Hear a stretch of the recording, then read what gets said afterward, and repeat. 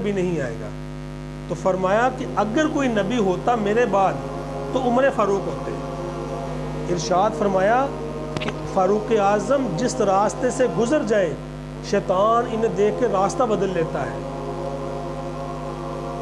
اتنی جلیل القدر تھے یہ۔ اور فاروق اعظم کے مسلمان ہونے سے پہلے تقریباً 40 مرد اور 13 عورتیں یہ اسلام قبول کر چکی تھیں،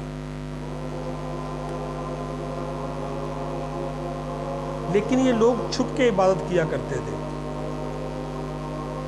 حضرت ارقم رضی اللہ تعالیٰ کے گھر میں نبی پاک علیہ السلام اور جتنے دیگر مسلمان تھے صحابہ، وہ چند ایک تو تھے، وہ چھپ کے عبادت کیا کرتے تھے، کیونکہ باہر عبادت کرتے تھے تو جو مشرکین مکہ تھے کافر، وہ ان کو تنگ کرتے تھے۔ جس دن فاروق اعظم رضی اللہ تعالیٰ نے ایمان لے آئے تو آپ نے کہا کہ یا رسول اللہ صلی اللہ علیہ وسلم، کیا ہم حق پر نہیں ہیں؟ میرے آقا علیہ السلام نے فرمایا کہ یقیناً ہم لوگ حق پر ہیں۔ تو فاروق اعظم نے عرض کی کہ یا رسول اللہ صلی اللہ علیہ وسلم، آج کے بعد ہم چھپ کے عبادت نہیں کریں گے۔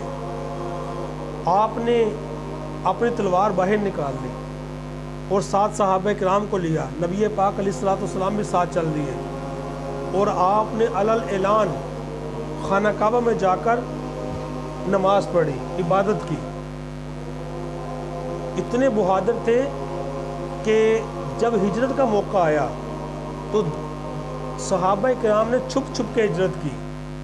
جب مکہ سے مدینہ منورہ کی طرف ہجرت کرنے کا وقت آیا تو حضرت علی فرماتے ہیں کہ سب نے چھپ کے ہجرت کی سوائے فاروق اعظم رضی اللہ تعالیٰ عنہ کے، کہ فاروق اعظم نے علل اعلان ہجرت کی، اپنی تلوار لے کے باہر آ گئے اور کہنے لگے اے مشرکین مکہ سن لو، میں عمر بن خطاب ہوں، میں مسلمان ہو چکا ہوں اور میں مکہ چھوڑ کے مدینہ کی طرف جا رہا ہوں، ہجرت کر رہا ہوں اللہ کی راہ میں۔ اگر کوئی اپنے آپ کو قتل کروانا چاہتا ہے، اپنے بچوں کو یتیم کروانا چاہتا ہے، اپنی بیوی کو بیوہ کروانا چاہتا ہے تو میرے سامنے آ جائے۔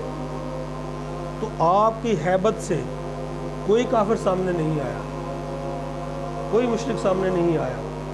تو یہ وہ جلیل القدر صحابی تھے کہ جنہوں نے علل اعلان اللہ کی راہ میں ہجرت کی۔ اور فاروق اعظم جب مسلمان ہوئے تو پتہ فرشتوں کو کتنی خوشی ہوئی۔ حضرت جبریل امین علیہ السلام نبی پاک علیہ السلام کی بارگاہ میں حاضر ہوئے اور عرض کی یا رسول اللہ صلی اللہ علیہ وسلم، آسمان کے فرشتے حضرت عمر رضی اللہ تعالیٰ عنہ کے مسلمان ہونے پر آپ کو مبارکباد پیش کرتے ہیں۔ اتنی خوشی تھی فرشتوں کو فاروق اعظم رضی اللہ تعالیٰ عنہ کے مسلمان ہونے کی۔ جب آپ مسلمان ہوئے تو کافروں کو بڑا دکھ ہوا، مشرکین مکہ کو بہت دکھ ہوا۔ وہ کہنے لگے کہ فاروق اعظم مسلمان ہو گئے تو سمجھ لو آج مشرک آدھے رہ گئے، ہماری طاقت آدھی ہو گئی۔ اتنے جلیل القدر تھے فاروق اعظم رضی اللہ تعالیٰ عنہ۔